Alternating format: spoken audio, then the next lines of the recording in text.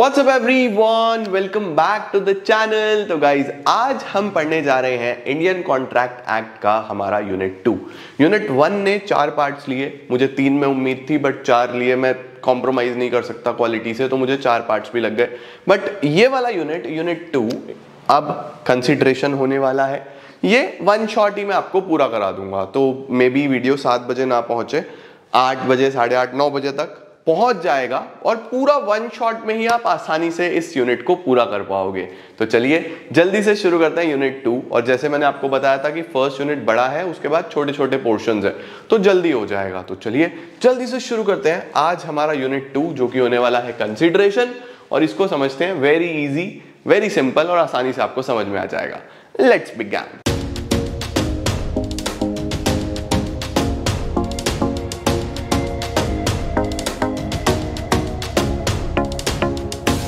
चलो शुरू करते हैं यार कंसीडरेशन के साथ। जल्दी से 4 टॉपिक्स हैं इसके अंदर। Meaning definition, legal rules as to valid consideration, जैसे rules as to valid offer, valid acceptance पढ़ा था, ऐसे ही कंसीडरेशन के बारे में पढ़ेंगे। नो कंसीडरेशन नो कॉन्ट्रैक्ट के बारे में पढ़ेंगे। Doctrine of privity of contract के बारे में पढ़ेंगे। तो 4 पार्ट्स हैं, देखते हैं इसके अंदर कितना टाइम लगता है और हम आसानी से इसको करेंगे। ईजी है, ठीक है। चलो सबसे पहले कंसीडरेशन के बारे में सीधी सी चीज क्या बोलता है कि कंसीडरेशन एक मोस्ट इंपॉर्टेंट एलिमेंट होता है किसी भी कॉन्ट्रैक्ट के लिए। तो देखो क्या लिखा हुआ है, consideration is an essential element without which no promise will be enforceable. बिना कंसीडरेशन के कोई भी प्रॉमिस एनफोर्सेबल ही नहीं होता। अब जब एनफोर्सेबिलिटी नहीं है तो कॉन्ट्रैक्ट भी नहीं होगा। It is a term used in the sense of quid pro Q. Quid pro Q का क्या मतलब होता है? समथिंग इन रिटर्न, बदले में कुछ ना कुछ होना चाहिए, है ना। लाइक फॉर एग्जांपल मैं आपको पढ़ा रहा हूं, मैंने बोला यार मुझे लाइक तो कर ही देना, वीडियो शेयर तो कर ही देना, तो आपके लिए कंसीडरेशन सर्विसेज है। मेरे लिए आपसे क्या है कंसीडरेशन? लाइक्स कर देना यार, शेयर कर देना, चैनल को सब्सक्राइब कर देना, ग्रो करने में हेल्प कर देना। तो consideration is something in return, है ना। Having a double aspect of benefit to the promiser and a determinant to the promisee, it has to be really understood in the sense of some detriment as envisaged by English law। ठीक है, लेकिन ध्यान रखना English law के accordingly हम पढ़ रहे हैं, बट हमारे इंडियन लॉ में थोड़ी थोड़ी चीजें अलग करी गई हैं, यानी कुछ एक्सेप्शंस हैं जो इंग्लिश लॉ में नहीं है बट इंडियन लॉ में है ना, क्योंकि हमारे भारत में चीजें थोड़ी अलग चलती हैं, राइट। देखो आगे क्या दिया हुआ है, ये तो बस वैसे ही था। सबसे पहले होता है व्हाट इज कंसीडरेशन। कंसीडरेशन का क्या मतलब होता है? तो यार बहुत ही सीधी सी बात है। कंसीडरेशन को हम लोग सिंपली, जो मैंने आपको बोला, इन एक्सचेंज, दोनों के लिए कुछ ना कुछ बदले में होना चाहिए, बट काफी डिटेल्ड डेफिनेशन हमारे पास एक्ट में दी है। तो हम डेफिनेशन से शुरू करते हैं। देखो क्या लिखा हुआ है, when at the desire of the promisor. बच्चों ये ध्यान रखना, कंसीडरेशन प्रोमिसर के डिजायर पे होगी, ठीक है। प्रोमिसर डिसाइड करेगा कंसीडरेशन, कोई थर्ड पार्टी या कोई भी डिसाइड नहीं करेगा, प्रोमिसर शुरू करेगा। When at the desire of the promisor, the promisee or any other person. अब परफॉर्म कौन करेगा उसको? प्रोमिसी भी परफॉर्म कर सकता है या कोई और भी परफॉर्म कर सकता है। जैसे कि फॉर एग्जाम्पल आपने मुझे कहा कि सर क्या आप हमें सीए फाउंडेशन पढ़ा दोगे? मैंने कहा ओके मैं पढ़ा दूंगा, ठीक है, लेकिन मुझे उसके बदले में 10,000 रुपए चाहिए। अब मैंने डिसाइड करके दिया ना, ये मैं डिसाइड करूंगा, कोई और डिसाइड नहीं करेगा। मैंने बोला मुझे 10,000 रुपए चाहिए, आपने बोला ओके सर, हो गया कॉन्ट्रैक्ट, ठीक है। अब आपने अपनी फीस ना भर के आपके पापा ने फीस भर दी, किसी थर्ड पार्टी ने परफॉर्म कर दिया वो। अब कॉन्ट्रैक्ट तो आपके और मेरे बीच में हुआ था, मैं कंसीडर कर रहा हूं तुम 18+ हो, ठीक है। अब तुम कहो सर माइनर है हम, तो हमारे बीच में कॉन्ट्रैक्ट नहीं हो सकता, अब हम लॉ पढ़ रहे हैं। अबे नालायको सुनो मेरी बात को, हम दोनों मेजर हैं, ठीक है। अब समझा करो सिचुएशंस को। अब तुमने फीस ना भर के तुम्हारे पापा ने फीस भर दी, कोई थर्ड पार्टी ने फीस भर दी, एक ऐसे इंसान ने परफॉर्म कर दी वो चीज जो पार्टी टू का कॉन्ट्रैक्ट ही नहीं था, तो वो भी हो सकता है। बट सबसे इंपॉर्टेंट क्या है? Eight the desire of promisor. Eight the desire of promisor, the promisee or any other person, या तो आपने खुद या किसी और पर्सन ने, हैज डन, कर दिया है, और एब्सटेन्ड फ्रॉम डूइंग, यानी वही चीज है, दोनों चीजें होती है ना, कुछ करने का या कुछ ना करने का। कंसीडरेशन दोनों चीजें हो सकती हैं, कुछ करने का, कुछ ना करने का। मैंने आपको बोला भाई ऐसा कर देना या ये नहीं करना, तो इसके पैसे मिलेंगे। कुछ करने के या कुछ ना करने के पैसे मिलेंगे। डन और एब्सटेन, ठीक है। अब देखो ये पास्ट में है, ये पास्ट की बात कर रहा है। डज और एब्सटेन्स प्रेजेंट की बात कर रहा है। प्रोमिसेस टू डू और abstain from doing something future में करने की बात कर रहा है। यानी कि कंसीडरेशन तीनों सेंस में काम करता है। कंसीडरेशन पास्ट भी हो सकता है, कंसीडरेशन प्रेजेंट भी हो सकता है, कंसीडरेशन फ्यूचर भी हो सकता है। यानी मैंने आपसे कोई ऐसी चीज के पैसे मांगे जो मैं परफॉर्म कर चुका हूं, पास्ट के लिए हो गया। कोई ऐसी चीज के पैसे मांगे जो मैं अभी कर रहा हूं, प्रेजेंट में हो गया। कोई ऐसी चीज के पैसे मांगे जो मैं फ्यूचर में करूंगा, फ्यूचर के लिए हो गया। तो कंसीडरेशन प्रेजेंट के लिए भी होता है, पास्ट के लिए भी होता है, फ्यूचर के लिए भी होता है, तीनों चीजों के लिए हो सकता है। बात समझ गए ना। अब आपने बोला कि सर आप पहले पढ़ाओ, हम फीस बाद में देंगे, तो मेरी तरफ से परफॉर्म हो गया मेरा एक्ट, मेरे लिए कौन सा हो गया, पास्ट कंसीडरेशन। मैंने बोला नहीं नहीं नहीं, अभी पढ़ाऊंगा, रोज की रोज फीस लूंगा, आज के पैसे आज, प्रेजेंट कंसीडरेशन। और मैंने बोला कि भैया देखो ऐसा नहीं है मैं एडवांस फीस लेता हूं, पहले फीस दो बाद में पढ़ाऊंगा, फ्यूचर कंसीडरेशन, है ना। तो तीनों बोल रहा है, डन और एब्सटेन्ड फ्रॉम डूइंग, डज और एब्सटेन्स, प्रोमिसेस टू डू और abstain from doing something, such an act, ये एक्ट या एब्सटिनेंस करना या ना करना और प्रॉमिस इज कॉल्ड कंसीडरेशन। इसी को हम कंसीडरेशन बोलते हैं। बहुत सीधी सी बात है बच्चों, consideration is the price agreed to be paid by the promisee for the obligation of the promisor. Return की बात हो रही है। सर क्या ये डेफिनेशन याद करनी है? हाँ बेटा, ये डेफिनेशन आपको याद करनी है, बहुत अच्छे तरीके से याद करनी है। ओके, एग्जाम्पल देखो, सबसे पहला क्या दिया हुआ है, consideration is an act doing something. कुछ करने के बदले में क्या मिलेगा? मैंने बोला ना दोनों चीज हो सकती है। कंसीडरेशन क्या है? एक एक्ट है, टू डू और टू एब्सटेन फ्रॉम डूइंग। देखो क्या लिखा हुआ है, Ajay guarantees Bhuvan for payment of a price of goods which Bhuvan wanted to sell on 1 month credit. Here selling of goods on credit by Bhuvan to Chaitanya is consideration for A's promise. समझे? देखो क्या है, दोबारा समझ लो, हिंदी में समझो, तो अंग्रेजी हो गई। तुम कहोगे सर समझा तो दो, पढ़ दिए।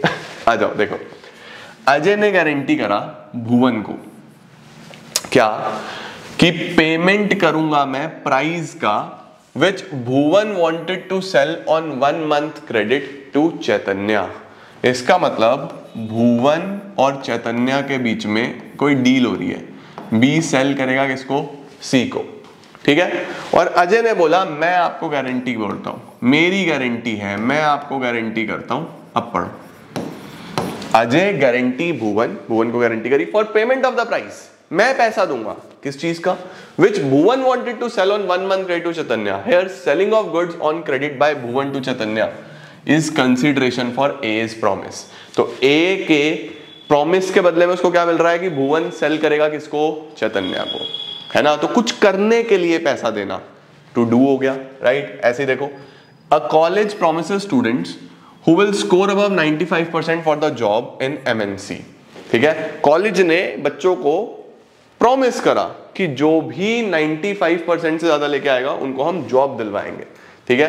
तो consideration need not to be monetary, है ना। जरूरी नहीं है कि कंसीडरेशन पैसे की ही हो, कोई भी एक्ट करने को भी हम कंसीडरेशन बोलते हैं, राइट। आगे देखो, here the promise for recruitment of candidate will be considered as consideration. अब कंसीडरेशन इज एब्सटिनेंस। एब्सटिनेंस का मतलब होता है कुछ ना करना। जैसे Abhishek promise Bharti not to file a suit against him if Bharti would pay him 1 lakh रुपए। अभिषेक ने बोला भारती को, मैं आपके ऊपर केस नहीं करूंगा अगर आप मुझे 1 लाख रुपए दे देते हो। जैसे ये ले लो कि ए और बी ने गाड़ी में घूमने जा रहे थे, ए और बी, सामने से सी आया, इनका आपस में ध्यान था, इन्होंने सी को उड़ा दिया, सी को चोट लग गई। सी ने बोला मैं तो कोर्ट में जाऊंगा, तुम्हारे ऊपर मर्डर का केस करूंगा, ठीक है। अब ए और बी बोल रहे हैं, सी भाई प्लीज यार पैसे ले ले, हमारे ऊपर केस नहीं करियो प्लीज, हम पैसे देंगे, तू केस नहीं करियो। तो कुछ ना करने के लिए भी कंसीडरेशन हो सकता है, वो यहां है देखो, right. Here abstinence on the part of Abhishek would constitute consideration. बात समझ गए, ठीक है। तो कुछ करने के लिए भी कंसीडरेशन हो सकता है, कुछ ना करने के लिए भी कंसीडरेशन हो सकता है। चलो sir, consideration must be eight the desire of the promisor. ये भी मैंने आपको बताया कि कंसीडरेशन किसके डिजायर पे होगा? प्रोमिसर के। राइट, प्रॉमिसर है वही डिसाइड करेगा भाई। आगे कंसिडरेशन में move from promisee and any other person. अब देखो प्रॉमिसर कौन था, मैंने बोला भाई मैं पढ़ा दूंगा, राइट, तुम्हें मेरी फीस देनी है, फीस चाहे आप दे दो, आपके पापा दे दे, आपका कोई फ्रेंड दे दे, मम्मी दे दे, वो मूव कर सकता है। कंसिडरेशन में move from promisee to any other person. अच्छा, कंसिडरेशन में भी पास्ट, प्रेजेंट और फ्यूचर मैंने आपको बता दिए तीनों। कंसिडरेशन पास्ट के लिए भी हो सकता है, प्रेजेंट के लिए भी हो सकता है, फ्यूचर के लिए भी हो सकता है ना। आपने बोला पहले पढ़ाओ फिर आपको पैसा मिलेगा, मैंने कहा यार अब तो पढ़ा दिया, पैसा दे दो, मैं अपना एक्ट कर चुका हूं, मुझे पैसा किस चीज का मिल रहा है, पास्ट एक्टिविटी का, पास्ट कंसिडरेशन। मैंने बोला आज पढ़ाऊंगा आज ही पैसा लूंगा, प्रेजेंट। मैंने बोला पैसे पहले लूंगा पढ़ाऊंगा बाद में, फ्यूचर में, फ्यूचर कंसिडरेशन, है ना। कंसिडरेशन पास्ट, प्रेजेंट और फ्यूचर तीनों हो सकता है बच्चों। Thus from the above it can be concluded that consideration एक प्रॉमिस हो सकता है, परफॉर्मेंस हो सकता है, दो पार्टी एक दूसरे के साथ एक्सचेंज करती हैं। अब ये आपको पता होना चाहिए कंसिडरेशन किस किस फॉर्म में हो सकता है। कंसिडरेशन किस किस फॉर्म में हो सकता है। नंबर 1, कुछ बेनिफिट मिल रहा है आपको, आप कोई सर्विसेज ले रहे हो, आपको कोई बेनिफिट मिल रहा है, आप मुझे पैसे दे रहे हो, मैं आपको सर्विसेज दे रहा हूं, आपका एग्जाम निकलेगा ना। या फिर कोई अधिकार, अधिकार का क्या मतलब है कि आपने मुझे बोला, या हम कहीं घूमने के लिए गए, लेट सपोज हम कहीं घूमने के लिए गए, गोवा गए, अब मुझे वहां पे व्हीकल चाहिए, तो मैं किसी स्टोर वाले के पास गया, उसने बोला मैंने यार व्हीकल रेंट कर दे मेरे को प्लीज। उसने बोला ठीक है sir, I will rent you my Activa, but मैं 5,000 रुपए चार्ज करूंगा। मैंने कहा ठीक है यार, उसके लिए कंसिडरेशन 5,000 है, मेरे लिए कंसिडरेशन अधिकार है, अब मैं उसका व्हीकल यूज कर सकता हूं, अब वो मेरे से ले नहीं सकता, जैसे उसने मेरे से 5,000 रुपए लिए। तो कंसिडरेशन कोई बेनिफिट हो सकता है, कोई राइट हो सकता है, प्रॉफिट हो सकता है ना, और दूसरे को कोई लॉस हो सकता है, भाई एक का फायदा दूसरे का नुकसान, है ना। कोई फॉरबियरेंस हो सकता है, राइट, कोई डेट्रीमेंट हो सकता है। तो ये एक दूसरे के रिवर्स वर्ड्स हैं, राइट। बेनिफिट हुआ तो किसी को घाटा भी हो सकता है, किसी को राइट है तो किसी को फॉरबियरेंस है, किसी को प्रॉफिट है तो किसी को लॉस है, सीधी सीधी सी बात है। ओके सर, समझ गए। Legal rules regarding consideration. Sir ये लीगल रूल्स कहां से आ गए बच्चों, ये जो लिखे हैं ना, ये जो लिखे हैं ये सब रूल्स ही हैं, यही पढ़ाऊंगा तुम्हें दोबारा से। ये देखो यही, consideration is an act of doing, consideration is abstinence, consideration must B eight the desire of the promisor, यही सारे के सारे नीचे हमें पढ़ने हैं। आ जाओ देखो, सबसे पहले क्या बोल रहा है, consideration must move at the desire of the promisor. इसका क्या मतलब है, इसका मतलब है भैया प्रोमिसर ही मेन पार्टी है। कैसे सर, देखो consideration must be offered by the promisee or the third party at the desire or request of the promisor. It implies return element of consideration. ये सबसे इंपॉर्टेंट लाइन है।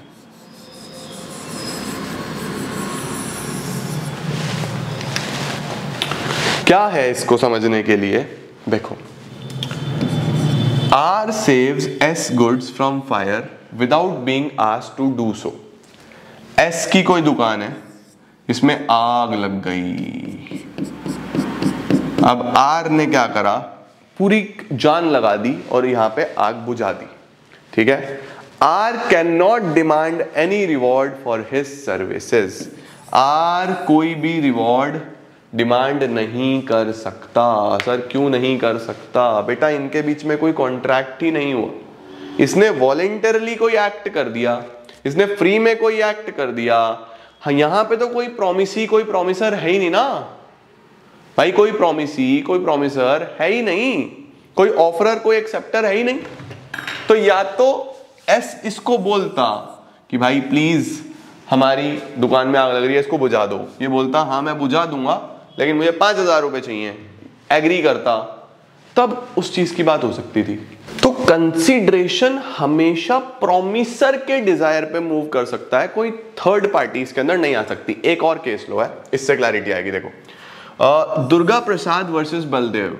Durga Prasad versus Baldev को समझाने के लिए हमें नोटपैड पे चलते हैं। हाँ, दुर्गा प्रसाद वर्सेस बलदेव। ऐसा मान लो एक पार्टी ए है, एक पार्टी बी है, ठीक है, और एक पार्टी है जेड। अभी फिलहाल ये पिक्चर में नहीं है, ठीक है, फिलहाल ये पिक्चर में नहीं है। आप मान लो कि ए जो है ये एक कॉन्ट्रैक्टर है, ठीक है, और जो बी है ये कलेक्टर है। ओके, अब कलेक्टर ने एक कॉन्ट्रैक्टर को बोला कि भाई हमें हमारे शहर में ना एक बढ़िया सी कोई कंस्ट्रक्शन मार्केट तैयार करनी है। इसने बोला कि हमारे शहर में यार यहाँ पे ना जगह खाली पड़ी है, तो इसको आप मार्केट बना दो। क्या आप इसको मार्केट बना दोगे? कॉन्ट्रैक्टर ने बोला हाँ सर मैं मार्केट बना दूंगा, बढ़िया सी एक नंबर मार्केट बनाऊंगा, मजा आ जाएगा। तो ए और बी के बीच में ये कॉन्ट्रैक्ट हुआ, ठीक है। इसने ए को बोला कि आप मार्केट बनाओगे, ए ने बोला हाँ सर ठीक है मैं यहाँ पे मार्केट बनाऊंगा, ठीक है जी। इन दोनों के बीच में कॉन्ट्रैक्ट हुआ बच्चों, बढ़िया चल रहा था। इसने मार्केट बनानी शुरू कर दी, ए ने मार्केट बनानी शुरू कर दी। अब हुआ क्या जी, कॉन्ट्रैक्ट तो इन दोनों के बीच में हुआ था। इस मार्केट में एक दुकान जेड ने ले ली, इस मार्केट में एक दुकान किसने ले ली? जेड ने ले ली। अब ए ने, एक भी कॉन्ट्रैक्टर है, ए बोला चालाक, ए ने बी के साथ जो मार्केट बनाने का कॉन्ट्रैक्ट किया हुआ है वो तो किया हुआ है, ठीक है। इसने जेड को बोला कि भैया देखो ये जो मार्केट है ये मैं बना रहा हूँ, कितनी बढ़िया बना रहा हूँ यार, एक नंबर मार्केट बना रहा हूँ, तो इसके बदले में मुझे भी तो कुछ ना कुछ मिलना चाहिए। आप कहोगे तो मैं और बढ़िया मार्केट बना दूंगा। जान के इसके साथ डिस्कशन कर रहा है, इसको ऐसा प्रिटेंड करा रहा है कि ठीक है आपकी वजह से आपकी वजह से आपकी वजह से ये सब हो रहा है। जेड ने बोला चलो ठीक है यार, आप इतनी बढ़िया मार्केट बना रहे हो, मेरी दुकान में अगर कुछ भी बिकेगा तो मैं उसका 1% कमीशन आपको भी दे दूंगा, पर वो परसेंटेज डिसाइडेड हो सकती है कुछ भी, ठीक है। इसने बोला चलो ठीक है यार मैं आपको इतना % कमीशन आपको दे दूंगा। अब ठीक है जी, दुकान बढ़िया चलने लगी, जेड बढ़िया कमाने लगा। ए पहुंच गया जेड के पास, भैया आपने मुझे वादा किया था कि आप मुझे जब अच्छी दुकान चलेगी, मार्केट तो देखो मैंने बनाई है, इतनी बढ़िया चीजें बना के दी है, तो मुझे मेरी कमीशन दो। जेड ने बोला भाई काहे की कमीशन, पैसा मैं लगा रहा हूँ, बेच मैं रहा हूँ, दुकान मैंने वैसे लेगा, मुझे मैं तो नहीं देता। ए ने बोला नहीं आपने मुझे प्रॉमिस किया था कि देखो मार्केट रेडी करके दो, मार्केट रेडी करके दो, दुकान रेडी करके दो, मैं आपको कमीशन दूंगा। जेड ने बोला मेरे पास नहीं है, कोर्ट में चले जाओ। ए गया कोर्ट में। अब जज साहब ने जब बातचीत करी तो जज साहब ने बोला भाई साहब एक बात बताओ, आप जेड से किस बिहाफ पे पैसे मांग रहे हो? आप जेड से किस बिहाफ पे पैसे मांग रहे हो? जो मार्केट बनाने की चीज हुई थी, आप दो पार्टी थे, कौन कौन? एक ए और बी। भाई आप दोनों ही तो प्रॉमिसर प्रॉमिसी हो, आप दोनों ने तो एक दूसरे को प्रॉमिसर प्रॉमिसी हो। ये कहां से आ गया? जेड तो बीच में था ही नहीं, जेड के साथ तो कोई डील ही नहीं हुई है। आप जो काम कर रहे हो at the desire of B कर रहे हो ना, तो आप बी से कंसीडरेशन डिमांड कर सकते हो, जेड से कंसीडरेशन डिमांड नहीं कर सकते, समझे? तो कंसीडरेशन जो है वो सीधा सीधा eight the desire of promiser हो सकता है, कोई और से नहीं हो सकता। ये यहां पे था, देखो क्या लिखा है, मेरे को लिखा हुआ है अभी हमने ए को कॉन्ट्रैक्टर माना था, बी को कलेक्टर और जेड को दुकानदार, ठीक है। तो देखो डी डिफेंडेंट प्रॉमिस टू पे, डी यहां पे ये दुकानदार है, ठीक है। डी कौन है बच्चों जी? डी है यहां पे दुकानदार। जेड ने प्रॉमिस करा ए को, ये पी जो प्लेंटिफ है ये ए है। दुकानदार ने ए को यानी कि जो बनाने वाला था है ना, जो कॉन्ट्रैक्टर था, उसको प्रॉमिस करा कि मैं आपको सर्टेन कमीशन दूंगा which would be sold through their agency in a market, ठीक है। अब मार्केट किसने बनाई थी? पी ने बनाई थी। मार्केट किसने बनाई? पी ने। लेकिन किसके डिजायर पे? सी के डिजायर पे, right, and not at the desire of D. D तो वहां पे कुछ था ही नहीं, पार्टी नहीं था, राइट। तो D was not bound to pay as it was without the consideration and hence void। तो यहां पे D का तो कोई लेना देना ही नहीं है ना यार, D से तो कोई मतलब ही नहीं है ना यार, राइट। जो ये Z है ये तो थर्ड पार्टी था, तो इसका तो कोई लेना देना है नहीं, इसीलिए यहां पे कोई कंसिडरेशन नहीं चलेगी, राइट। तो ध्यान रखना consideration must move only at the desire of the promisor. Next आ रहा है कंसिडरेशन में move from promisee or any other person. Promisor कौन होता है? प्रॉमिस करने वाला, राइट। प्रोमिसी कौन होता है? जिसको प्रॉमिस किया गया है।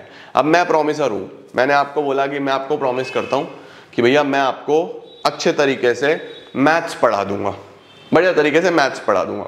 आपने बोला ओके, ठीक है। मैंने आपको बोला मुझे बदले में चाहिए 10,000 रुपए, सही है। आपने बोला ओके, तो मैंने आपको प्रॉमिस करा, आपने मुझे बोला कि ठीक है 10,000 रुपए आपको मिल जाएंगे, मैंने पढ़ा दिया। आपने मुझे पे नहीं करा, आपके पापा ने पे कर दिया, ऐसा पॉसिबल है। देखो क्या लिखा है, इन इंडिया कंसिडरेशन में proceed from the promisee or any other person who is not a party. कोई और पर्सन जो पार्टी नहीं था, कॉन्ट्रैक्ट आपके और मेरे बीच हुआ था, लेकिन वो भी पे कर सकता है। The definition of consideration as given in the section 2 makes that proposition clear according to definition when at the desire of the promisor. देखो डेफिनेशन में बहुत क्लियर लिखा था, at the desire of the promisor, promisee or any other person does something such an act is consideration, उसी को हम consideration बोलते हैं। ठीक हो गया? चलो सर, 2 पॉइंटर्स कंसिडरेशन के बारे में समझ गए, अब तीसरे पे चलते हैं। थर्ड क्या है sir? Executed and executory consideration. अब ये एग्जीक्यूटेड और एग्जीक्यूटरी वही परफॉर्मेंस जैसे कॉन्ट्रैक्ट था ना, एग्जीक्यूटेड एग्जीक्यूटरी, वैसे ही है। कंसिडरेशन यानी कि एक्सचेंज में अगर दोनों पार्टीज ने अपना काम कर दिया है तो एग्जीक्यूटेड है, अभी किसी को करना है तो एग्जीक्यूटरी है। सिंपल, देखो लिखा हुआ है consideration which consist in the performance of an act is said to be executed, when it consist in a promise it is said to be executory. यानी कि जब बच्चों कोई एक्ट की बात हो रही है, कंसिडरेशन जिसमें परफॉर्मेंस ऑफ एन एक्ट है, कोई चीज परफॉर्म होनी है, वो हो गई है तो एग्जीक्यूटेड। जब एक प्रॉमिस लिखा है कि होगा तो वो एग्जीक्यूटरी है, right? The promise by one party may be the consideration for an act by some other party and vice versa. यानी कि एक ने पैसे दे दिए, एक ने बोला अभी मैं परफॉर्म करूंगा, है ना, तो वो भी हो सकता है। देखो क्या लिखा हुआ है, A pays 5,000 to B and B promise to deliver to him certain quantity of wheat within a month। अब देखो, एक ने 5,000 रुपए B को दे दिए और दूसरे ने सिर्फ वादा करा कि मैं आपको व्हीट भिजवाऊंगा 1 महीने के अंदर अंदर। इन दिस केस A ने अमाउंट दे दिया और B ने सिर्फ प्रॉमिस करा, तो consideration paid by A is executed. A ने अपना काम पूरा कर दिया तो वो एग्जीक्यूटेड है, जबकि consideration promised by B is executory, एक के लिए एग्जीक्यूटरी है। ठीक है सर। कंसिडरेशन में भी पास्ट, प्रेजेंट और फ्यूचर, इस पे भी मैंने काफी सारी चर्चा कर ली, है ना। अगर कोई चीज मैं कर चुका हूं, उस चीज के पैसे ले रहा हूं तो पास्ट है, अभी कर रहा हूं उस चीज के पैसे ले रहा हूं प्रेजेंट है। अब जरूरी नहीं है पैसे ही हो, कुछ भी एक्ट हो सकता है एक्सचेंज में। कोई चीज मैं फ्यूचर में करूंगा, उस चीज के बदले में आज मैं कुछ कर रहा हूं, फ्यूचर है। ओके, देखो, द वर्ड्स हैज डन और abstained from doing are a recognition of the doctrine of past considerations. In order to support a promise, a past consideration must move by a previous request. सीधी सी बात है बेटा जी कि कोई previous request के base पे कोई consideration हुई है ना। जैसे फॉर एग्जाम्पल ऐसा हो जाता है कि मैंने आपके लिए पास्ट में कोई एक्टिविटी करी थी, और उस टाइम पे आपने मुझे कुछ पे नहीं किया था। या ऐसा एग्जांपल ले लो कि ए रिक्शा पे बैठ के जा रहा है, ठीक है, ए रिक्शा पे बैठ के जा रहा है, रिक्शा वाले ने ए को उसके घर छोड़ दिया। अब जैसे ही वो घर पहुंचा तो उसने देखा उसकी जेब में तो पैसे ही नहीं है, खुले पैसे ही नहीं है, राइट। अब रिक्शा वाले ने बोला भैया आपके पास पैसे नहीं है, कोई बात नहीं, आप QR कोड से पेमेंट कर दो। अब ए ने बोला भैया अभी तो मेरे पास मेरा फोन का बैटरी भी डेड है, क्या मैं आपको कल पे कर दूं क्या, राइट। अब देखो एक परफॉर्मेंस हो चुका है। अब कल जब ए सुबह उठ के उसने सबसे पहले अपना फोन चार्ज किया, फोन चार्ज करने के बाद देखो उसको पता है कि कोई चीज पास्ट में परफॉर्म हो चुकी है, उसको उस चीज का पैसे देने हैं, राइट। तो उसके लिए वो कंसीडरेशन कौन सी हो गई, पास्ट कंसीडरेशन। सीधी सी बात है या नहीं है भाई, वो चीज हो चुकी है ऑलरेडी दूसरी पार्टी की तरफ से परफॉर्म, उसको अब उसका पैसा देना है, तो पास्ट कंसीडरेशन है ना। देखो आगे क्या लिखा हुआ है, नो एग्जाम्पल से शुरू करते हैं, ठीक है, सीधा एग्जाम्पल से चलते हैं, ज्यादा इसके अंदर टेंशन नहीं लेनी क्योंकि काम का नहीं है, काम का इतना ही था। देखो, A performed some services to B at his desire, एक ने कुछ सर्विसेज परफॉर्म कर दी।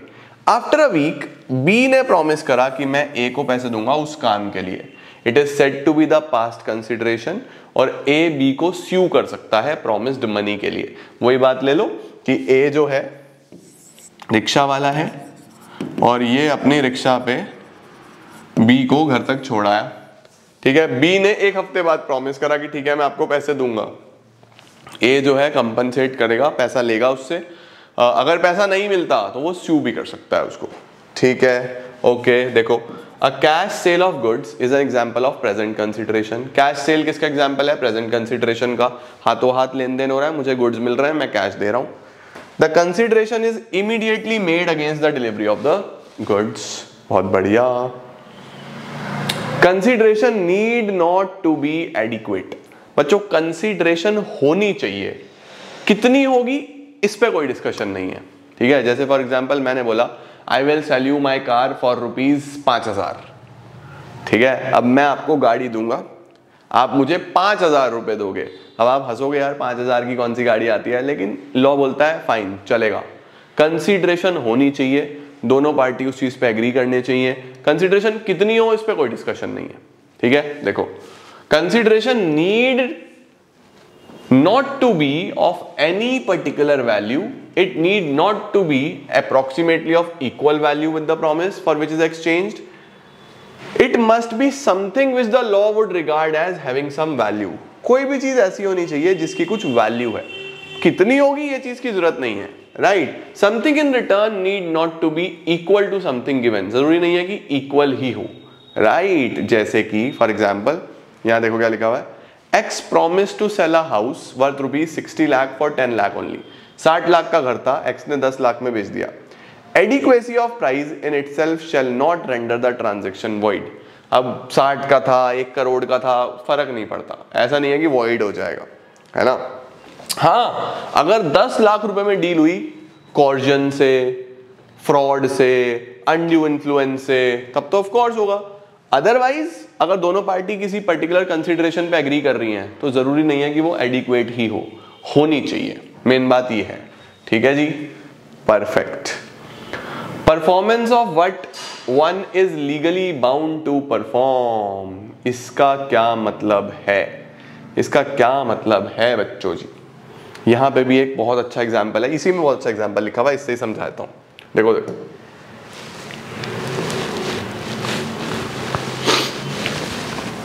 एक पर्टिकुलर इंसान जो उसको लीगली कोई चीज परफॉर्म करनी ही है, जो उसको कोई चीज लीगली परफॉर्म करनी ही है, वो उस चीज के किसी और से पैसे डिमांड नहीं कर सकता। मेन बात ये है। सर कैसे? फॉर एग्जाम्पल मैं गवर्नमेंट डॉक्टर हूं, गवर्नमेंट मुझे सैलरी देती है, मैं गवर्नमेंट डॉक्टर हूं, गवर्नमेंट मुझे सैलरी देती है, मैं गवर्नमेंट हॉस्पिटल में बैठा हुआ हूं। अब वहां पे कोई मरीज आया, उसको चोट लग गई, उसको इंजरी हो गई, ठीक है। वो आया, मैंने उसकी बैंडेज करी, बैंडेज करने के बाद उसको दवाई दी, दवाई देने के बाद जब वो जाने लगा, मैंने कहा भैया कहाँ जा रहे हो, मेरे पैसे, मेरे पैसे। उसने बोला भैया किस बात के पैसे? मैंने बोला भाई देखो तुम मेरे पास आए, तुमने मुझे बोला कि पट्टी करो, मैंने आपकी पट्टी करी, अब मुझे भी तो एक्सचेंज में कंसिडरेशन कुछ ना कुछ चाहिए, फ्री में थोड़ी काम करता हूं मैं, फ्री में कोई काम नहीं करता। चिंटू ने बोला अरे डॉक्टर साहब बात सुनो मेरी, लॉ का स्टूडेंट हूं, लॉ समझता हूं, ये चीज परफॉर्म करने के लिए तो आप लीगली बाउंड थे, ये चीज तो आपको लीगली परफॉर्म करनी थी, आपको मैं पैसा नहीं दूंगा, आपको सैलरी सरकार देती है, वो आपके लिए कंसिडरेशन है, मेरे से आप पैसा मांग ही नहीं सकते। तो कंसिडरेशन क्या है? कंसिडरेशन है वो चीज जो मैं परफॉर्म करने के लिए लीगली बाउंड हूं, उसके अलावा मैं कोई चीज नहीं मांग सकता। देखो, the performance of an act bye a person who is legally bound to perform the same cannot be considered for a contract। इसका मतलब मैं तो लीगली बाउंड था उस चीज को करने के लिए, अगर मैंने आपकी पट्टी कर दी तो कोई आपके और मेरे बीच में कॉन्ट्रैक्ट नहीं हुआ है वहां पे, समझे? देखो क्या लिखा हुआ है, ए promise to pay 2,000 to a doctor over the fees is invalid. जो उसकी फीस है भाई वो है, उसके ऊपर कुछ नहीं है। As it is the duty of the doctor to give treatment for his normal fees. ठीक है, परफेक्ट है। चलो भाई आगे चलते हैं। सर ये भी समझ गए कंसीडरेशन के बारे में। Consideration must be real and not illusory. Illusory क्या होता है? इल्यूजरी होता है इमेजिनरी, है ना। कंसीडरेशन कैसी होनी चाहिए? रियल होनी चाहिए, इल्यूजरी नहीं होनी चाहिए। इसका क्या मतलब है? इसका एग्जाम्पल आप लोग ऐसा ले लो कि फॉर एग्जाम्पल, वही वाला एग्जाम्पल दे रहा हूँ वैसे हंसी मजाक वाला। चिंटू ने चिंटी को बोला विल यू मैरी मी। चिंटी ने बोला मुझे बदले में क्या मिलेगा? बोला तू एक बार हाँ कर, मैं तेरे लिए चांद लेके आऊंगा बेटा, चांद आज ही ले आऊंगा। तू हाँ तो कर एक बार, मैं एलोन मस्क को फोन कर रहा हूँ, उससे स्पेसक्राफ्ट लूंगा और उसमें जाऊंगा और चांद को पकड़ के ले आऊंगा। इल्यूजरी है। कंसिडरेशन रियल होना चाहिए भैया, ऐसी चीज नहीं होना चाहिए जो इमेजिनरी है, जो पॉसिबल ही नहीं है। देखो क्या लिखा हुआ है, Consideration must be real and must not be illusory. It must be something to which the law attach some value. ठीक है, perfect. A man promised to discover treasure by magic. मैं जादू कर दूंगा. Bringing the dead person to life. मैं किसी को जिंदा कर दूंगा. भैया ये void है, क्योंकि ये सब illusory है, ये possible ही नहीं है. Next, consideration must not be unlawful. Consideration में यानी बदले में कोई भी चीज ऐसी नहीं होनी चाहिए जो unlawful हो, लॉ में गलत हो, इमोरल हो, मॉरल वैल्यूज के अगेंस्ट हो, अपोज टू पब्लिक पॉलिसी हो, जो लॉ मना करे ना. देखो लिखा हुआ है only presence of consideration is not sufficient, it must be lawful, lawful होनी चाहिए. एनीथिंग इमोरल और oppose to public policy also can not be valued as a valid consideration. ABC limited promise to give job to mister X in a government bank against payment of 50,000 is void. देखो ABC limited ने क्या बोला, promise करा mister X को कि हम आपको job देंगे. कहां पे, सरकारी बैंक में. भैया सरकारी बैंक में ऐसी थोड़ी नौकरियां मिलती हैं, हम आपको जॉब देंगे, आप बस हमें 50,000 रुपए दे दो. ये वॉइड है क्योंकि this promise is oppose to public policy. ये नहीं चलता भैया. तो ये बच्चों पूरा का पूरा कंसीडरेशन के बारे में हो जाता है, राइट.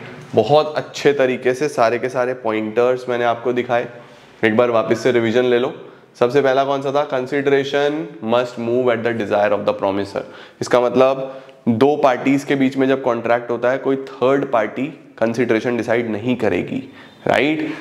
इसके बाद कंसिडरेशन में move from promisee or any other person. जब दो पार्टीज के बीच में कॉन्ट्रैक्ट हुआ है तो जब आपको परफॉर्म करनी है वो चीज, तो आप भी परफॉर्म कर सकते हो, किसी और से ही परफॉर्म करा सकते हो, बट होगा at the desire of promisor ही, है ना, राइट. अच्छा जी, उसके बाद क्या है, एग्जीक्यूटेड एग्जीक्यूटरी समझ गए, दोनों तरफ से हो चुका है, एक तरफ से नहीं हुआ है. कंसिडरेशन पास्ट भी हो सकती है, प्रेजेंट भी हो सकती है, फ्यूचर भी हो सकती है. कंसिडरेशन एडिक्वेट हो ऐसा जरूरी नहीं है. उसके बाद performance of what one is legally bound to perform. जो चीज किसी को लीगली करनी ही है उस चीज के वो अलग से कोई कंसिडरेशन नहीं लेगा. उसके बाद कंसिडरेशन रियल होनी चाहिए, इल्यूजनरी नहीं होनी चाहिए, और unlawful, immoral, oppose to public policy नहीं होनी चाहिए. ठीक है सर, डन हो गया सर. इसके बाद हमारे पास क्या आ रहा है, पहले हम ये पढ़ते हैं बच्चों. Validity of an agreement without consideration. ठीक है, ये क्या है सर, व्हाट इज दिस. इसको समझने के लिए एक जनरल रूल पढ़ लो पहले. जनरल रूल क्या बोलता है, जनरल रूल ये बोलता है कि जिस कॉन्ट्रैक्ट में कंसिडरेशन नहीं है वो कॉन्ट्रैक्ट ही नहीं है ना. क्या है, the general rule is that an agreement made without consideration is void. जहां पे कंसिडरेशन नहीं है वो कॉन्ट्रैक्ट ही नहीं है भाई, वो वॉइड है.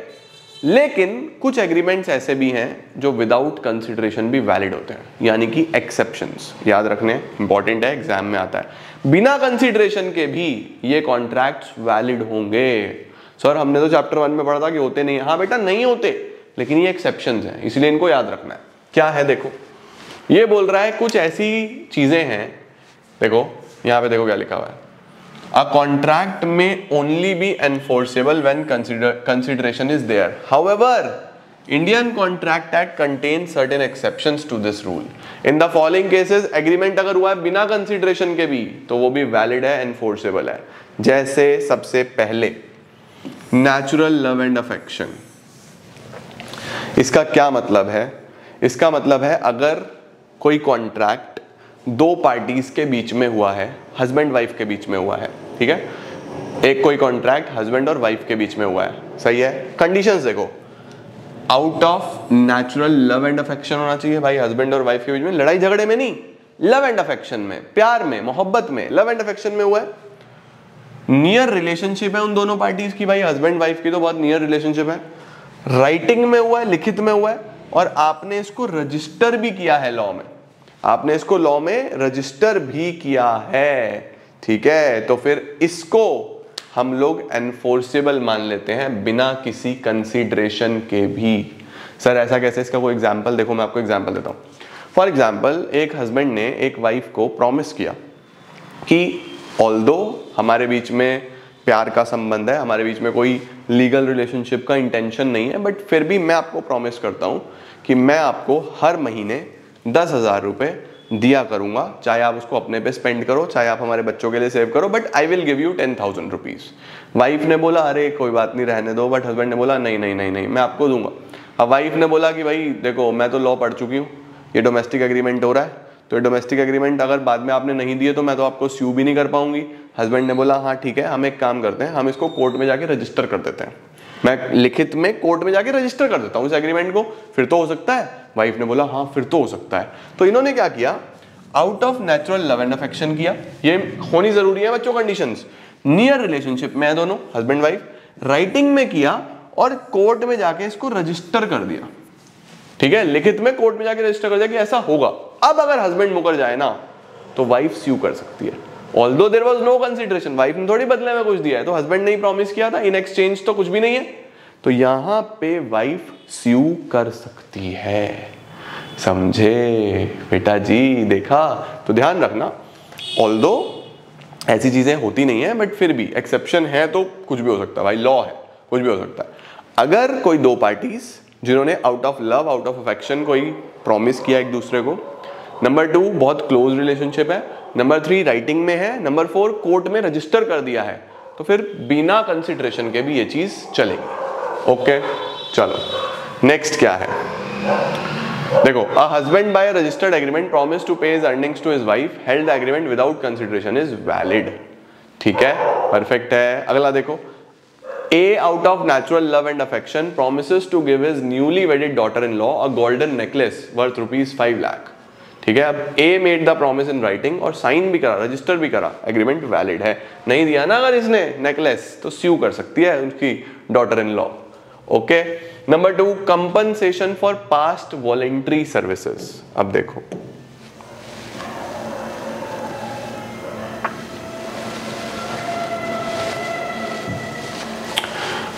कंपनसेशन का मतलब पे करना, किस चीज के लिए, पास्ट में हुई हुई वॉलेंट्री सर्विसेज के लिए। आपने कोई सर्विसेज पास्ट में परफॉर्म करी थी, ठीक है, आपने कोई सर्विसेज पास्ट में परफॉर्म करी थी, पीछे परफॉर्म करी थी, वही आग लगने वाला एग्जांपल ले लो, अभी हमने पीछे पढ़ा था ना कि उसकी दुकान में आग लग गई थी, राइट। अब आपने कभी, मेरी दुकान में कभी आग लग रही होगी, आपने उस टाइम पे देखा कि मेरी दुकान में आग लग रही है, आपने वॉलेंटरली अपनी इच्छा से वो आग को बुझा दिया, कोई हमारे बीच में ऑफर एक्सेप्टेंस नहीं हुआ था, कुछ भी नहीं हुआ था, ठीक है। अब मैंने क्या करा, उस टाइम पे तो आपको थैंक यू बोल दिया, बट अब 2 साल बाद जब मेरी कमाई अच्छी हो गई, मैं वेल एस्टैब्लिश्ड हो गया, तो मैंने आपको प्रॉमिस कर दिया कि यार आपने मेरे लिए इतना अच्छा किया था, आपने मेरे लिए इतना अच्छा किया था, मैं आपको इतना पैसा देने के लिए तैयार हूं। तो this is compensation for your past voluntary services, right. अब देखो, मैंने आपको प्रॉमिस करा टू कंपनसेट होली और in part a person who has already done something for the promiser. आपने मेरे लिए कुछ ऑलरेडी कर दिया था, इज एनफोर्सेबल अंडर सेक्शन 25।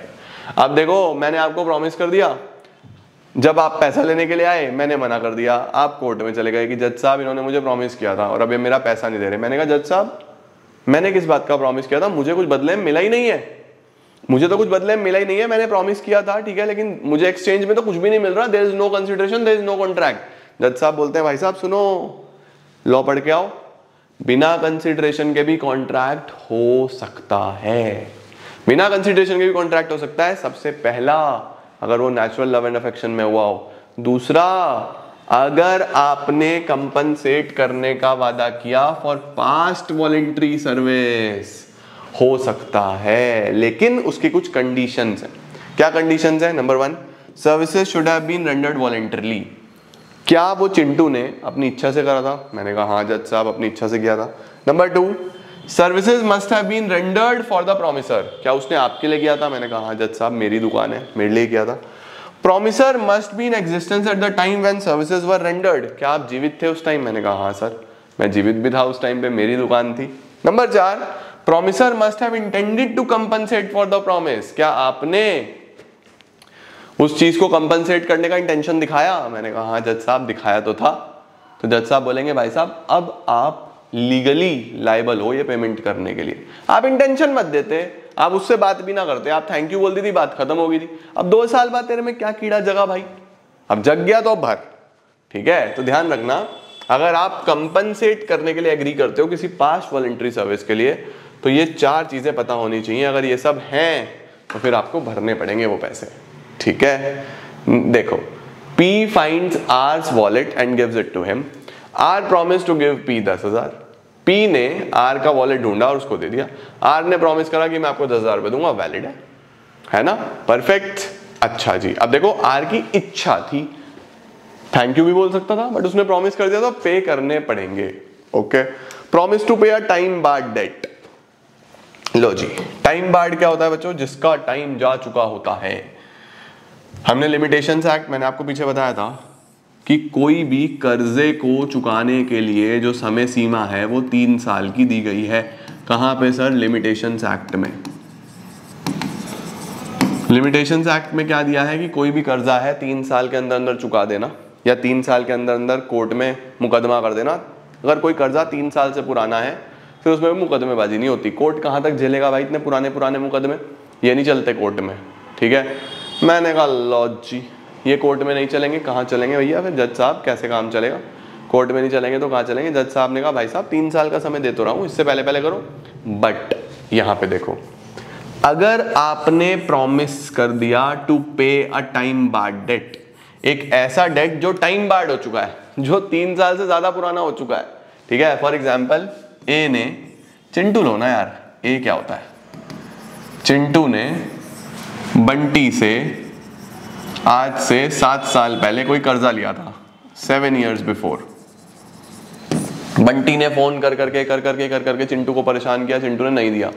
अभी 7 साल बाद चिंटू की कंडीशन ठीक है, और चिंटू ने बंटी को फोन करा कि मैं प्रॉमिस करता हूँ भाई तेरे को ये तेरे पैसे देने थे, मेरे सपने में भगवान श्री कृष्ण आए थे, उन्होंने बोला कि भाई तू किसी का पैसा रखेगा तेरे को ज्यादा पैसे रख लेगा, तो मुझे डर लग रहा है, मैं तेरे को चुकाना चाहता हूँ वो पैसा, एंड आई प्रॉमिस यू मैं आपको पे करूंगा ये पैसे। बिना बात पता नहीं क्या कीड़ा काटा और शुरू हो गया, ठीक है जी, ओके हो गया जी।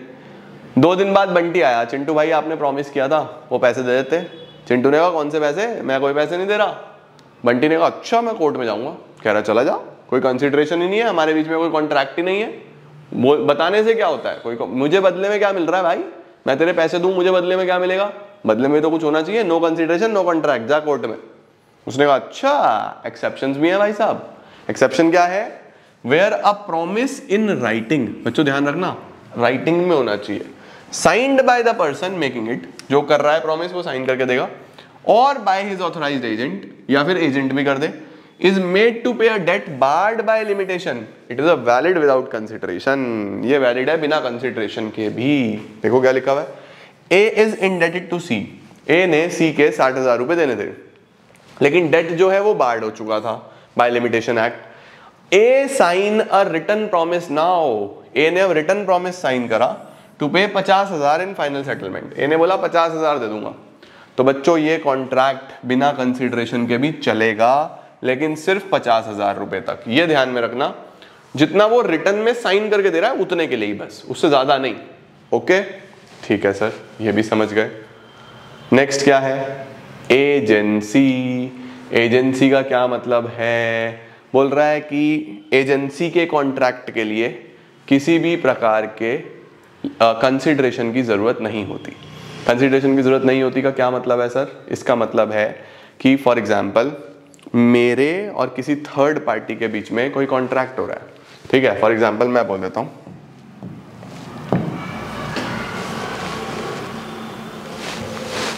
लेट सपोज फॉर एग्जाम्पल ये मैं हूं, ये चिंटू है और ये आप हो। चिंटू मेरा एजेंट है। चिंटू कौन है? मेरा एजेंट है, ठीक है। अब क्या हो रहा है जी, आपने बोला कि सर क्या आप हमें पढ़ाओगे? मैंने कहा हाँ जी बिल्कुल पढ़ाऊंगा। ठीक है, आपने कहा पढ़ा दो सर, फीस बताओ। मैंने कहा भाई देखो ऐसा है, मैं फीस चार्ज करूंगा 10,000 रुपीज़, जिसमें आपको बुक्स भी मिलेंगी, और बुक्स के आपको 2,000 रुपये एक्स्ट्रा देने हैं, क्योंकि वो प्रिंटिंग का कॉस्ट, ट्रांसपोर्टेशन कॉस्ट, ये सब आता है। ठीक है जी, डन हो गया, ओके हो गया। आपने कहा ओके सर। मैंने कहा आप फीस अपनी जमा कर दो, और ये चिंटू जो है आपके घर आएगा, आपको बुक्स दे जाएगा। आपने बोला ओके सर, ठीक है डन। अब होता क्या है, हमारे बीच में ये कॉन्ट्रैक्ट हुआ, ठीक है, आपने 10,000 रुपये दे दिए। अब मेरा एजेंट है, वो आपके पास गया और आपको बुक्स दी और आपको बोला 2000 रुपये दे दो भैया इस बुक्स के। आपने बोला भाई मैं किस बात के 2000 रुपये दूँ, किस बात के 2000 रुपये? चिंटू ने बोला बुक्स के सर। उसने बोला कॉन्ट्रैक्ट तो ए के साथ हुआ है, आप कौन हो? आप तो पार्टी ऑफ अ कॉन्ट्रैक्ट ही नहीं हो, तो आपको मैं कोई पैसे नहीं दे रहा। तो चिंटू बोलता है भाई साहब I am the agent of A, मैं ए का एजेंट हूं। इस सिनेरियो में यहाँ पे मैं किसको रिप्रेजेंट कर रहा हूँ? ए को ही रिप्रेजेंट कर रहा हूं। तो यहाँ पे ए को अलग से आने की जरूरत नहीं है, आपको ये मुझे ही पे कर देना होगा, ठीक है? तो ध्यान रखेंगे कि यहाँ पे आपके और मेरे बीच में कॉन्ट्रैक्ट होने के लिए किसी कंसिडरेशन की जरूरत नहीं है। अगर आप नहीं पे करोगे तो मैं भी आपके ऊपर केस कर सकता हूं, सीधी सी बात है भाई। तो एजेंसी के केस में भी बच्चों कोई कंसिडरेशन की जरूरत नहीं होती। Next, completed gift. Sir completed gift का क्या मतलब होता है? गिफ्ट का क्या मतलब होता है बच्चों? गिफ्ट में तो बहुत क्वाइट ऑब्वियस है, गिफ्ट के बदले में कोई कंसिडरेशन नहीं होती। गिफ्ट तो गिफ्ट है ना यार, गिफ्ट के बदले में पेमेंट कौन मांगता है? तो देखो क्या लिखा हुआ है, in case of completed gifts the rule no consideration no contract does not apply.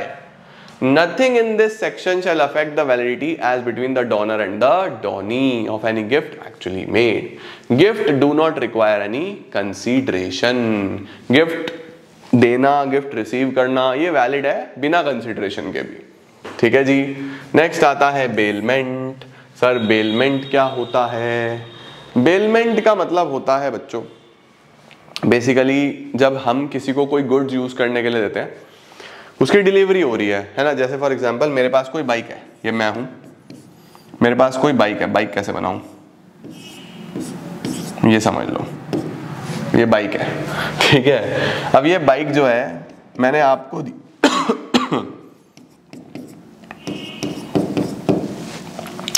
दी मैंने बोला यार मैं 10 दिन के लिए बाहर जा रहा हूं और ये बाइक आप अपने पास रखो, यूज करनी है यूज कर लेना, जब मैं आ जाऊंगा मुझे वापस दे देना, ठीक है। तो मैंने आपको जो बाइक दी और फिर जब मैं वापस आऊंगा आप मुझे रिटर्न करोगे, ये हमारे बीच में कॉन्ट्रैक्ट ऑफ बेलमेंट है, ठीक है। अब ये जो कॉन्ट्रैक्ट ऑफ बेलमेंट है ये क्या होता है? Bailment is defined as the delivery of goods from one person to another for some purpose, ठीक है। ये किसी पर्पस के लिए ही होता है। अब आप जब मैं वापस आ गया आपको मुझे बाइक वापस करनी है और इसमें कोई कंसीडरेशन की जरूरत नहीं है भाई, क्वाइट ऑब्वियस है। मैंने आपको कोई चीज दी किसी पर्पस के लिए, जब मैं वापस आ जाऊंगा, जब वो पर्पस पूरा हो जाएगा तो मैं आपसे वापस लूंगा ना। आपके मेरे बीच में कॉन्ट्रैक्ट होने के लिए कोई स्पेसिफिक कंसीडरेशन की यहां पे जरूरत नहीं है। ये बोल रहा है, देखो बोल रहा है this delivery is made upon a contract that post accomplishment of the purpose the goods will either be returned, या तो गुड्स वापस कर दिए जाएंगे, और डिस्पोज्ड और according to the directions of the person delivering them, जो मेरे डायरेक्शन से वैसा होगा।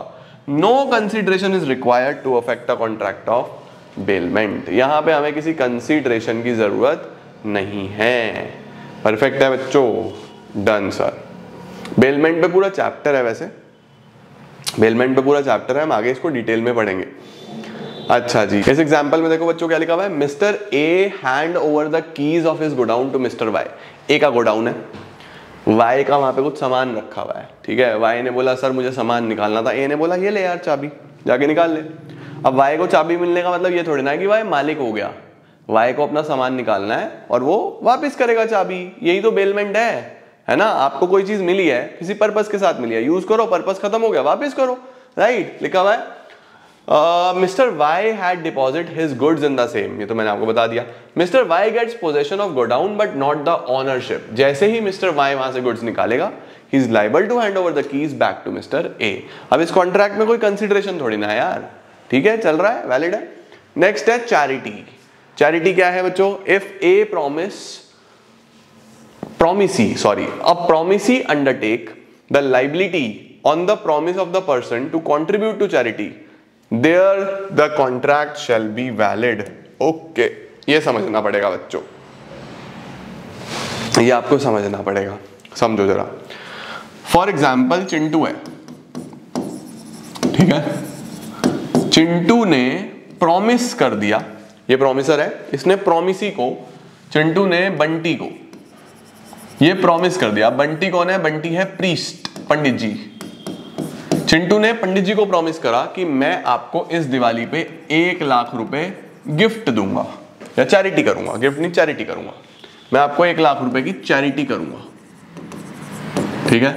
अब जो बंटी है हमारे, जो पंडित जी है, पंडित जी को एश्योरेंस हो गया कि भैया 1 लाख रुपए तो चिंटू देगा, है ना।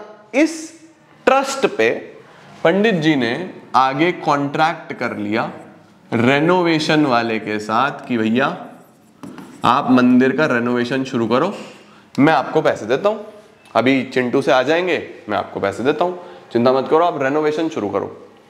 जब दिवाली निकल गई तो पंडित जी ने चिंटू को फोन करा, बंटी ने चिंटू को फोन करा कि चिंटू वो 1 लाख रुपए देते, आपने कहा था कि आपको चैरिटी करनी है। चिंटू ने बोला अरे पंडित जी मैं थोड़ा सा ऑक्यूपाइड हो गया, पैसा कहीं और लग गया, मैं तो कर नहीं पाऊंगा charity, I am really sorry, कर नहीं पाऊंगा।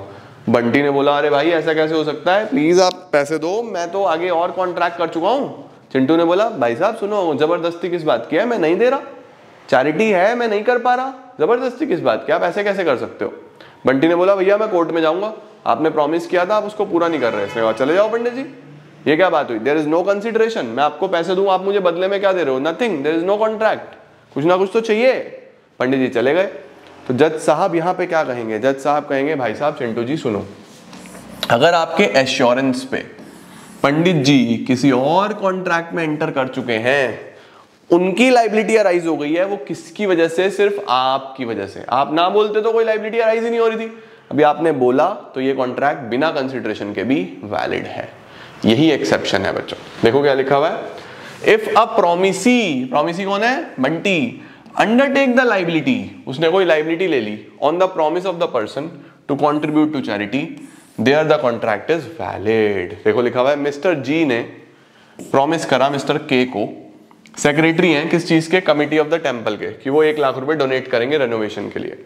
उस प्रॉमिस के फेथ पे सेक्रेटरी ने कुछ कॉस्ट शुरू कर दिया, इनकर्ड कर लिया, अब सेक्रेटरी वो पैसा क्लेम कर सकता है मिस्टर जी से, even the contract was without consideration, समझे।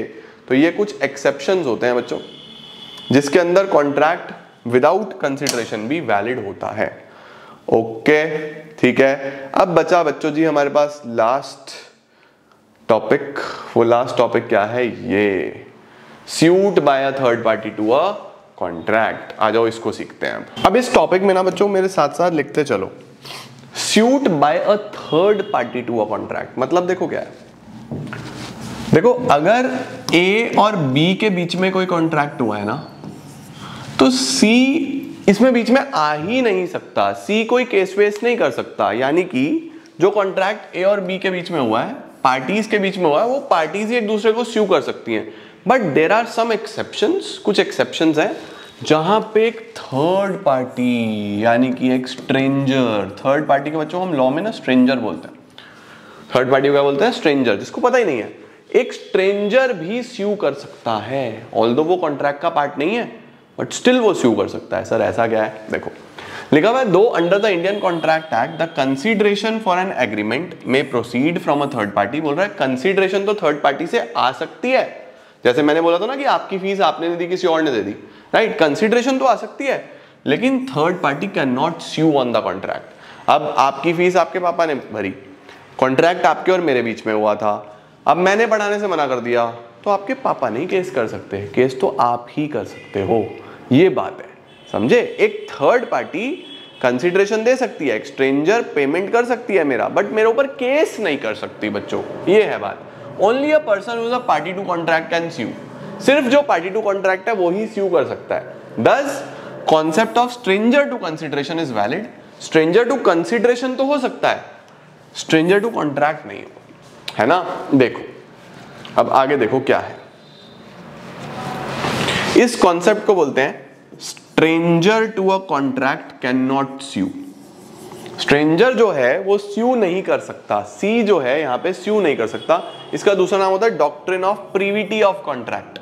इसको क्या बोलते हैं, doctrine of privity of contract. तो अगर एग्जाम में ये आ जाए what is doctrine of privity to contract, तो आप बोलोगे कि इस डॉक्ट्रिन के हिसाब से a stranger can not sue, एक स्ट्रेंजर स्यू नहीं कर सकता, जो पार्टी टू कॉन्ट्रैक्ट है वो ही स्यू कर सकती है, राइट। लेकिन this doctrine is subject to certain exceptions, कुछ ना कुछ एक्सेप्शंस तो हैं। सर क्या एक्सेप्शंस हैं? सर क्या याद करने हैं? हाँ बेटा याद करने हैं।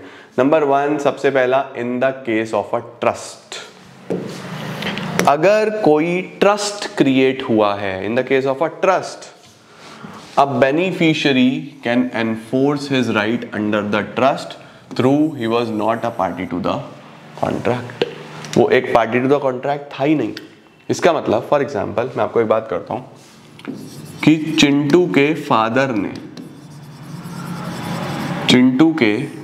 फादर ने भरोसा दिखाया एक इंडिविजुअल पे जिनका नाम है मिस्टर लालू। आज नए कैरेक्टर की एंट्री करते हैं। मिस्टर लालू पे भरोसा दिखाया और इसको बोला कि भैया ऐसा है, अभी जो है चिंटू 12 साल का है, जब चिंटू 18 साल का हो जाएगा, मैं यहाँ दुनिया में रहा तो मैं ही उसको ये पैसा हैंड ओवर करूंगा, बट अगर मैं इस दुनिया में नहीं रहा तो आप चिंटू को ये 20 लाख रुपए उसकी हायर स्टडी के लिए दे देना। जब चिंटू 18 साल का हो जाएगा तो आप चिंटू को ये 20 लाख रुपए दे देना। तो मुझे बताओ कि चिंटू के फादर ने एक ट्रस्ट क्रिएट करा लालू के ऊपर, भरोसा रखा, भाई इसी को तो ट्रस्ट बोलते हैं, है ना। जैसे बोलते हैं ये ट्रस्टी हैं इस ऑर्गेनाइजेशन के, यानी ऑर्गेनाइजेशन को मैनेज करते हैं, ऑर्गेनाइजेशन पे भरोसा करता है तो ये मैनेज करते हैं, राइट। अब चिंटू 18 साल का हुआ, चिंटू को पता लग गया, तब तक इसके फादर जा चुके थे, वो बेचारे इस दुनिया में नहीं रहे। चिंटू को पता लग गया, चिंटू ने जाके मिस्टर लालू पे कर दिया केस कोर्ट में जाके। मिस्टर लालू बोल रहे हैं चले जाओ, आपके और मेरे बीच में कोई कॉन्ट्रैक्ट ही नहीं हुआ है, you are a stranger to contract, you can not sue me. तो ऐसे केस में बोला गया है बच्चों, इन केस ऑफ ट्रस्ट, जो बेनिफिशियरी है, बेनिफिशियरी का मतलब जिसके लिए वो ट्रस्ट क्रिएट करा गया था, beneficiary can enforce his right, वो अपना राइट एनफोर्स कर सकता है, भले ही यहां पे जो कॉन्ट्रैक्ट है वो चिंटू और लालू के बीच में हुआ ही नहीं था, समझे। तो स्ट्रेंजर टू कॉन्ट्रैक्ट कैन स्यू अगर वो बेनिफिशियरी है उस ट्रस्ट का। दूसरा क्या है, in the case of a family settlement. लो जी बच्चों जी, अगर कोई फैमिली सेटलमेंट होता है, राइटिंग में होता है, तो उस केस में फैमिली का पार्ट है ना बच्चों, फैमिली का पार्ट है। एग्जांपल समझते हैं, देखो 2 भाई हैं, एक एक्स है और वाई है, एग्री कर रहे हैं to pay an allowance of ₹20,000 to mother on partition of joint properties. दोनों ने बोला, एक्स और वाई ने, कि जब भी हम ये जो संपत्ति है हमारी, इसका बंटवारा हो जाएगा, ठीक है। एक्स और वाई 2 भाई हैं, संपत्ति का बंटवारा हो रहा है, दोनों ने बोला कि हम अपनी माँ को 20,000 रुपए पे करा करेंगे, एक अलाउंस का वादा हुआ। But later they denied to abide by it, बाद में उन्होंने देने से मना कर दिया, मां को देने से मना कर दिया, या किसी एक ने मना कर दिया, एक्स दे रहा है वाई नहीं दे रहा, वाई दे रहा है एक्स नहीं दे रहा। Held their mother although stranger to the contract. अब देखो ये जो ड्यूटी थी या ये जो कॉन्ट्रैक्ट था, ये तो एक्स और वाई के बीच में हुआ था, राइट। कॉन्ट्रैक्ट हुआ था एक्स और वाई के बीच में, लेकिन अल्टीमेटली बात वही बेनिफिशियरी वाली ही है एक तरीके से, है ना। भले ही फैमिली का कॉन्ट्रैक्ट हो, 2 लोगों के बीच में हुआ है। अब जो मदर है वो पार्टी टू कॉन्ट्रैक्ट नहीं थी, बट स्टिल शी कैन स्यू, वो अभी भी केस कर सकती है। लिखा हुआ है can require their sons for such allowance in the court of law. जो मदर है वो जाके बोल सकती हैं कोर्ट में कि देखो जज साहब, दोनों ने प्रॉमिस किया था कि मुझे 20,000 रुपए देंगे आपस में, लेकिन अब बाद में निभा नहीं रहे हैं, तो जो वादा किया वो तो निभाना पड़ेगा, भले ही अपनी माँ को वादा ना किया हो, आपस में कहा हो भले ही, है ना। चलो जी, नेक्स्ट क्या आता है।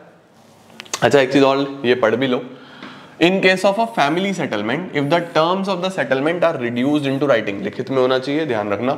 The member of a family who originally had not been parties to the settlement may enforce the agreement. अब मदर पार्टी नहीं थी सेटलमेंट में, लेकिन वो कोर्ट में जा सकती हैं।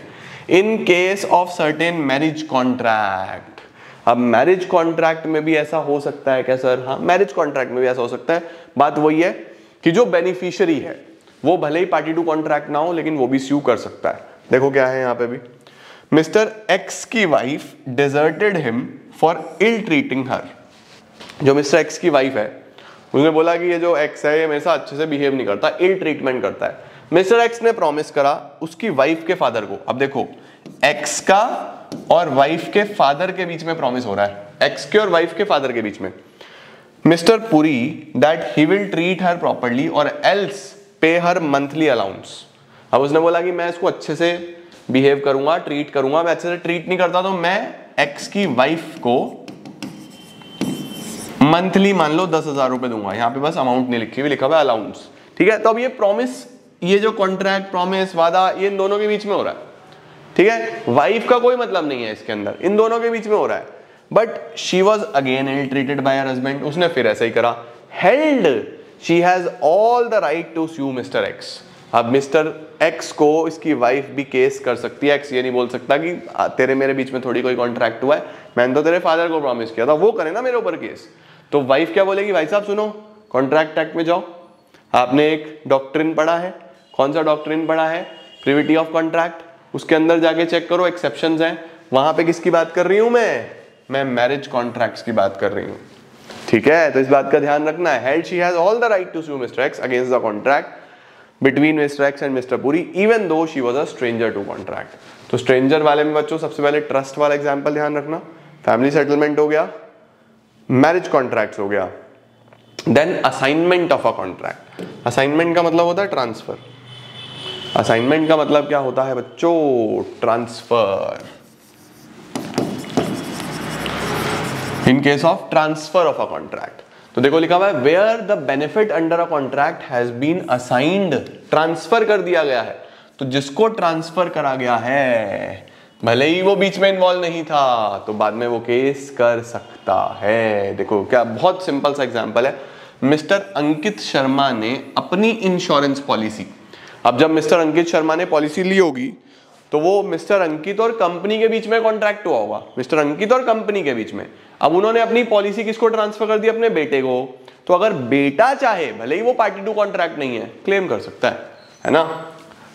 Now son can claim even he was not a party to the contract. तो अगर ट्रांसफर ऑफ कॉन्ट्रैक्ट हुआ है तो उसके अंदर ध्यान रखना, फिर से जिसको ट्रांसफर करा गया है, बेनिफिशियरी, वो अल्टीमेटली स्यू कर सकता है, भले ही वो पार्टी टू कॉन्ट्रैक्ट नहीं है। सर हर केस में तो बेनिफिशियरी की बात हो रही है, हाँ बेटा, लॉजिक वही है इसके अंदर। नेक्स्ट क्या है, एक्नॉलेजमेंट और एस्टोपल। एक्नॉलेजमेंट और एस्टोपल में क्या एग्जांपल दिया हुआ है, देखो लिखा हुआ है where the promisor by his conduct acknowledge, मान लेता है, himself as an agent of the third party, अपने आप को एजेंट मान लेता है किसी थर्ड पार्टी का, it would result into a binding obligation towards third party. तो एक बाइंडिंग ऑब्लिगेशन बन जाता है किस चीज का, थर्ड पार्टी का। फॉर एग्जाम्पल, ए ने बी के साथ कोई डील करी, ठीक है, बी ने ए को 10,000 रुपए दिए और बोला गुड्स मेरे घर भिजवा देना, गुड्स मेरे घर भिजवा देना, ठीक है। ए ने ये गुड्स डी को दिए कि भाई जाके बी के घर पे डिलीवर कर दो, ठीक है। अब डी ने डिलीवर करने से पहले ही बी को फोन लगाया, hello hello hello mister B, आपके गुड्स मेरे पास हैं, मैं कल तक आपको डिलीवर कर दूंगा, एक्नॉलेज कर दिया। देखो लिखा हुआ है when the promisor by his conduct acknowledge himself as the agent of the third party, बोल रहा है कि वो एक्नॉलेज कर रहा है कि ठीक है I will deliver your goods. B ने बोला ओके मिस्टर डी, ठीक है। अब हुआ क्या, अगले दिन डी गुड्स नहीं पहुंचाता, बी ने डी को फोन करा कि भाई जल्दी जल्दी से गुड्स भिजवा दो, क्या कर रहे हो, इतनी देर क्यों लगा रहे हो। डी ने बोला भाई कौन से गुड्स, मैं कोई गुड्स नहीं दे रहा। बी ने बोला आई विल स्यू यू, बोल रहा है आप मेरे ऊपर केस कर ही नहीं सकते, मैं तो स्ट्रेंजर टू कॉन्ट्रैक्ट हूं, मेरे पे केस नहीं हो सकता, हम दो ए और बी हैं, आपके बीच में कॉन्ट्रैक्ट है, ए को स्यू करो, ठीक है। अब ए क्या करेगा भाई उस केस में, ए का तो कोई काम नहीं है, ए तो दे चुका है। तो यहां पे वही वाली बात है कि सिंस इसने एक्नॉलेज कर दिया, खुद को एजेंट दिखा दिया, तो यहां पे अब भले ही ये स्ट्रेंजर हो, still he is a part of the contract, ठीक है। देखो लिखा हुआ है if L gives to M 20,000 to be given to N, इसमें कुछ ऐसा एग्जांपल है। देखो इसमें क्या है, एल ने एम को 20,000 रुपए दिए और बोला कि ये आप किसको दे देना, एन को दे देना, ठीक है। And M inform N that he is holding the money for him, M ने इसको कॉल किया और बोला मैं आपका पैसा होल्ड करके रख रहा हूं, but afterwards M refuses to pay, M मना कर देता है। N will be entitle to recover the same from the former. N इससे रिकवर कर सकता है, अब ये स्ट्रेंजर नहीं है, ठीक है। चलो सर, एक्नॉलेजमेंट जरूरी है, ध्यान रखना पिछले केस में। इन the case of a covenant running with the land. Sir covenant का क्या मतलब होता है? कोविनेंट का मतलब होता है बच्चों कंडीशंस, जमीन के साथ कंडीशंस का चलना। कोविनेंट का मतलब होता है कंडीशंस। सर कंडीशंस का क्या मतलब है? एज्यूम करो कि एक चिंटू और एक चिंटी, इन दोनों ने मिलके एक जमीन खरीदी हुई थी। चिंटू और चिंटी ने मिलके एक लैंड खरीदी हुई थी। ये वाली जमीन है, ये हो गई आधी आधी, ठीक है, एक चिंटू की और एक चिंटी की। और इन्होंने आपस में कॉन्ट्रैक्ट किया हुआ था, आपस में ये चीज एग्री करी हुई थी दोनों ने कि भैया इस जमीन पे हम लोग सिर्फ और सिर्फ वीट ही ग्रो करेंगे और कुछ कभी ग्रो नहीं होगा इस लैंड पे। सिर्फ और सिर्फ क्या ग्रो होगा? वीट। और उस वीट को ही सेल करेंगे, उसी से पैसा कमाएंगे, देश में भी कंट्रीब्यूट करेंगे एग्रीकल्चर में। ठीक है जी, परफेक्ट हो गया, सही है जी।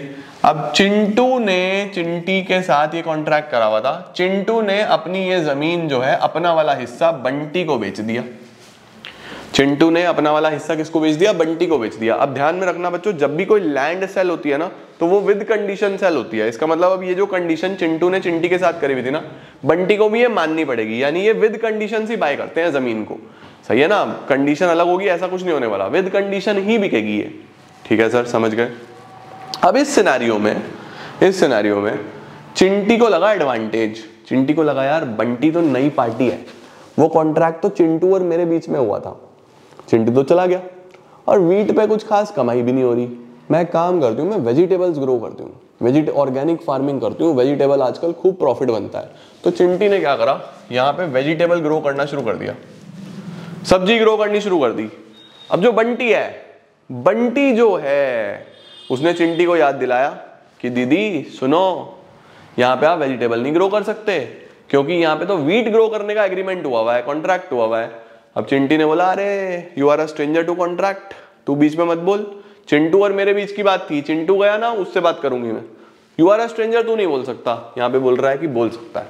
देखो क्या लिखा हुआ है, in case a covenant running with the land, the person who purchases the land, जिसने खरीदा है, विद द नोटिस, उसको पता था कि owner is bound by certain duties, ठीक है। The covenant affecting the land may be enforced by the successor, जो सक्सेसर है यानी कि जो बंटी है, ये भी स्यू कर सकता है चिंटी को, समझे। नेक्स्ट क्या है बच्चों, last, contract entered in through an agent. जब किसी कॉन्ट्रैक्ट में आपके एजेंट ने एंटर करा हो। अब भैया अभी मैंने आपको पीछे भी बताया, एजेंट किसको रिप्रेजेंट करता है? प्रिंसिपल को रिप्रेजेंट करता है ना। फॉर एग्जाम्पल ए है, ए का एजेंट है डबल ए, और इसने इसको अथॉरिटी दी हुई है कि भैया ऐसा है, आप जाके सामान बेचो, मेरा कोई दिक्कत नहीं, आप सामान बेचो। अब डबल ए ने एक सामान बेच दिया सी को सेल कर दिया। अब डबल ए बेचारा थोड़ा कमजोर सा है, थका हुआ है, कम खाता पीता है, बेचारा पतला सा है, ठीक है। अब इसने सी को सामान तो दे दिया, गुड्स तो दे दिए, सी ने इसको पेमेंट देने से मना कर दिया। सी ने बोला जो तेरे से होता हो तू कर ले। इसने बोला मैं कोर्ट में केस करूंगा। इसने बोला अरे चल तू क्या कोर्ट में केस करेगा, तेरे से होगा ही नहीं। ए ने फोन करा सी को कि भाई साहब आपने कुछ सामान खरीदा है, उसका पैसा दो ना। सी ने बोला आप क्यों बीच में बोल रहे हो, ये तो मेरी और डबल ए के बीच की बात है, आप कौन होते हो बोलने वाले। ए ने बोला भाई साहब मैं केस कर दूंगा। इसने बोला अरे भाई साहब आपके और मेरे बीच में तो कोई कॉन्ट्रैक्ट ही नहीं है, मेरा तो कॉन्ट्रैक्ट डबल ए से हुआ है, उसमें दम है तो करे ना, आप कौन होते हो। तो ए बोलेगा भाई साहब सुनो, डबल ए मेरा एजेंट है, तो मैं ये मत समझना कि आउटसाइडर हूं, मेरे पास अधिकार है, मैं भी आपके ऊपर केस कर सकता हूं। सी बोलेगा अरे भाई जी आप तो लॉ पढ़ के आए हो, रियली सॉरी, मैं आपका पैसा देता हूं। देखो क्या लिखा है, the principal can enforce the contract entered by his agent where the agent has acted within the scope of his authority in the name of the principal. यानी कि प्रिंसिपल को फुल राइट होता है कि वो भी enforce कर सकता है। तो ये थे बच्चों हमारे पास एक्सेप्शंस। सर किस चीज के एक्सेप्शंस थे ये एक्सेप्शंस थे बच्चों doctrine of privity of contract के। आई होप आपको ये समझ में आया होगा। और पूरा ही यूनिट नंबर 2 हमारा समाप्त हो जाता है। आई होप आपको बहुत क्लियर होगा कल हम लोग यूनिट 3 शुरू करेंगे, देखते हैं उसके अंदर कितना समय लगता है और जल्दी से उसको भी कंप्लीट करेंगे। फिर पूरा का पूरा चीज़ें मुझे तुम्हारी कंप्लीट करानी है। I am giving my level best बेटा जी, बट मेरे ऊपर खुद इतना ज़्यादा बोझ हो जाता है ना इस टाइम पे।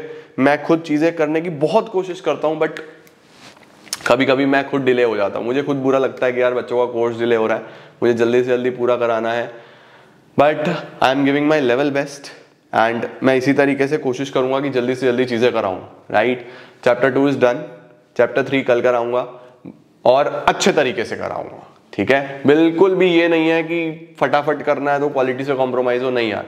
आज का वीडियो आपके पास लेट आ रहा होगा, 7 बजे आता है, मे बी 9:30 10 बजे तक आएगा, बट ये है कि मुझे तरीके से कराना था। मैं जल्दी जल्दी के चक्कर में 20 मिनट में नहीं खत्म करा सकता था। ऑल्दो 20 ही पेज थे, कितने पेज का था? 23 पेजेस का था। नॉर्मली 11-12 के वीडियोस 23 पेजेस के 23 मिनट में हो जाते हैं, बट ये सीए फाउंडेशन का है यार, इसके अंदर ऐसे नहीं चलता, बहुत सारे एग्जाम्पल्स देने पड़ते हैं, मैं क्वालिटी से कॉम्प्रोमाइज़ नहीं कर सकता, है ना। तो यूनिट 3 कल शुरू करते हैं और अच्छे तरीके से पढ़ेंगे और उसको भी कंप्लीट करेंगे। आज यूनिट 2 तैयार कर लो, फिर आगे चलेंगे। ठीक है, thank you so much everyone for joining in. I am gonna see you all super soon, till then see ya, take care, bye bye, keep growing, keep glowing, keep smiling.